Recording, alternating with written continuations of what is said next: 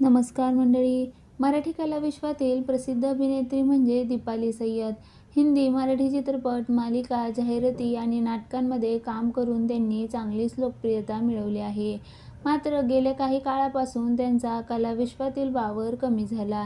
सध्या त्या राजकारणात सक्रिय असल्याचं पाहायला मिळतंय.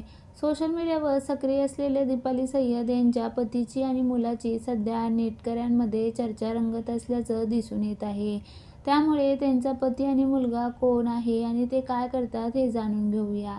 दीपाली सय्यदने 2008 मध्ये बॉबी खान याच्यासोबत लग्नगाठ बांधली. त्यानंतर तिने कलाविश्वातून ब्रेक घेत राजकारणात प्रवेश मिळवला. दीपाली आणि बॉबी यांना एक मुलगा देखील असून अली असं त्याचं नाव आहे. सध्या तो विदेशात पुढील शिक्षण घेत असल्याचं सांगण्यात येत आहे. दीपाली बऱ्याचदा आपल्या लेकासोबतचा फोटो, व्हिडिओ पोस्ट करत असते.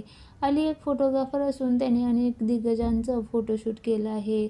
दरम्यान दीपाली उत्तम राजकारणी, अभिनेत्री असण्यासोबत उत्तम डान्सर देखील आहे.